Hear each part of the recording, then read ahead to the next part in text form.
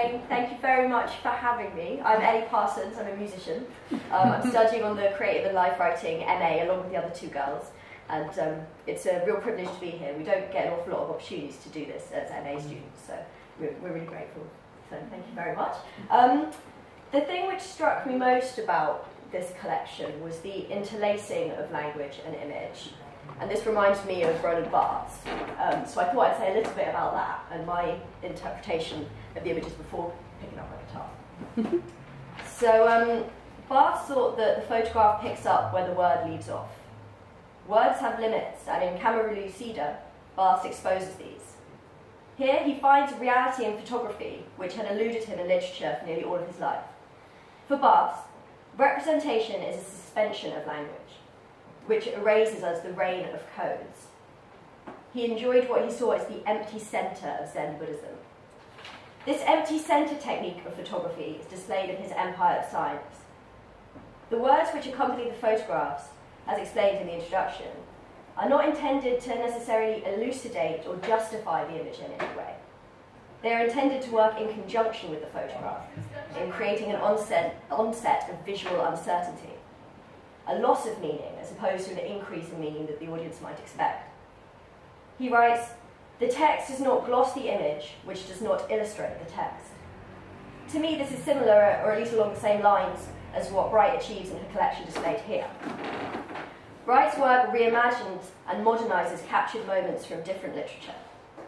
Her new photograph then fractures the meaning or concept behind the original sentence by overcomplicating it or overlaying it.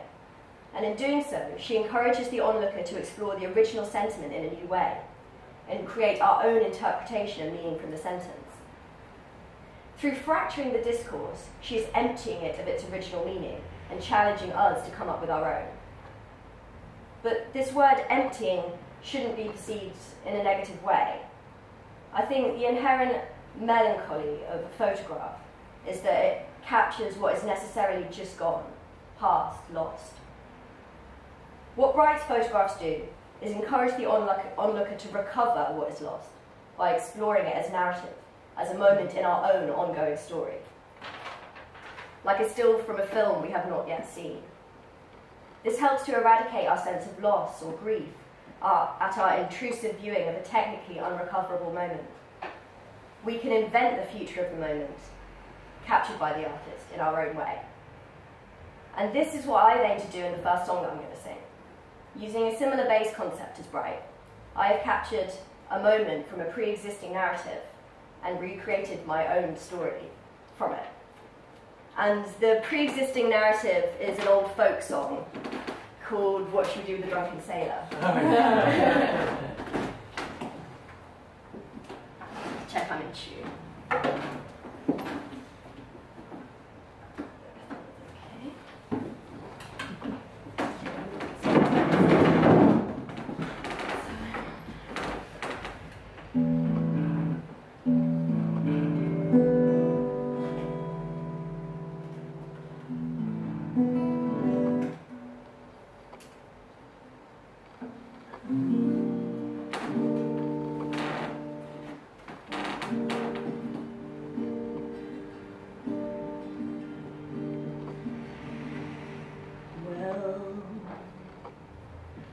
What shall we do with a drunken sailor when he makes my heart beat like a quaver? Put him in a dock somewhere far from me. And darling, darling, do me a favor, please, be on your best behavior in this broken dock down by the sea. Well, what shall we do with the captain's daughter? Throw that slut into the water, make sure she stays well away from me. And darling, darling, please be sure here I was the only one who was born here in this broken dock inside of me. Well, hey, hey, and up he rises 'cause he forgot what the time is. Early mornings never were his style. And away, hey, and up he rises, oh, and what a surprise, the captain's daughter's wearing her best smile. what shall we do with a drunken sailor? When he told me what he gave her, something that was only meant for me. And darling, darling, please be sure here I was the only one who was born here in this broken dock inside of me.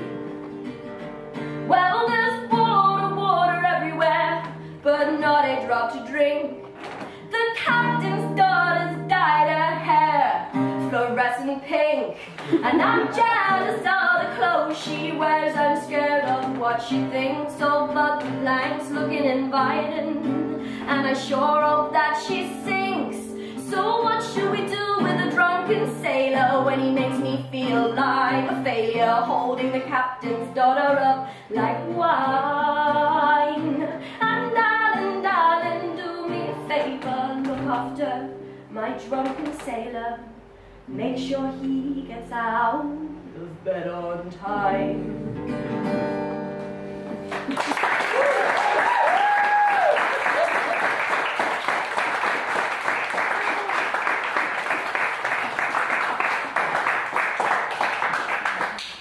I'll do another one if that's okay. Yeah.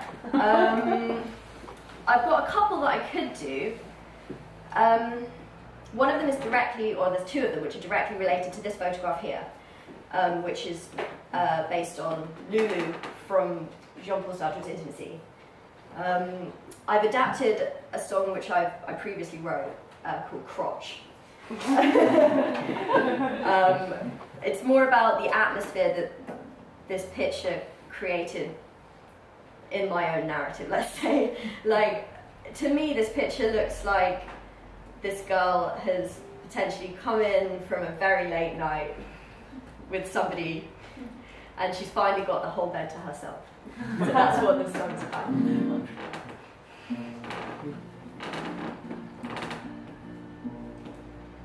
I am so unalone, you are bleached in my bones. I could drink all the light from your face. We're all crammed together, so hideously other, angular in all the wrong ways. But I'm going somewhere that tastes like me, and I don't really care if you come. 'Cause my head's occupying like a thing slowly dying, a place somewhere north of the sun.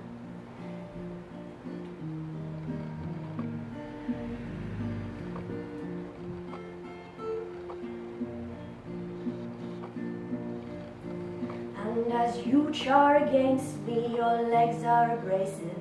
Let them circle me like a shark. Don't lose calm or shake me, just hold on and fuck me like we're not the people we are. 'Cause I'm nauseatingly boring just lately. I've washed all the spunk from my hair. Don't expect a parade of love when you wake. I probably won't even be there.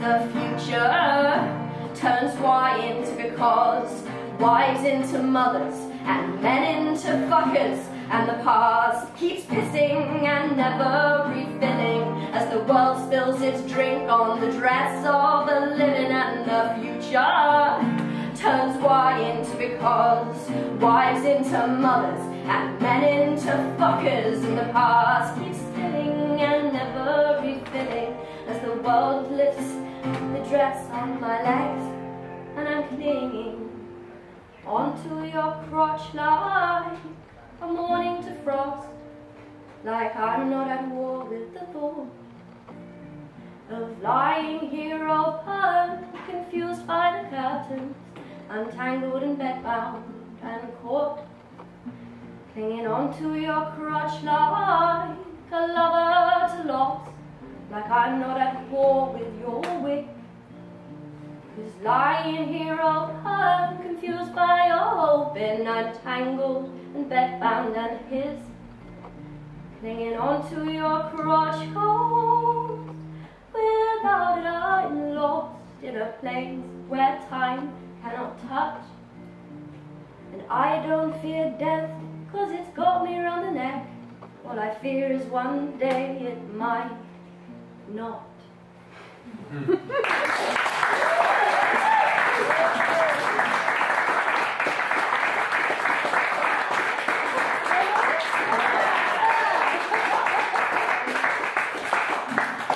This is a new one. Well, they're all re-edited, but this one is, I've never performed it before, so it might go horribly wrong. It's captured the moment from a cliche and reimagined the cliche. The cliche is, what would your mother say if she were? It's called What Would She Say? If she were here, what would she say? She'd say, do the things you love and do them twice as hard as others do them. If she were here, what would she say? She'd say, never fall in love as hard as those who fall in love with you. She'd say what she's always said. Don't pick spots with dirty hands. Don't be the last one up to dance. She'd say what she's always said. Don't tell your friends they've all gone bad. You'll never know when you need them again.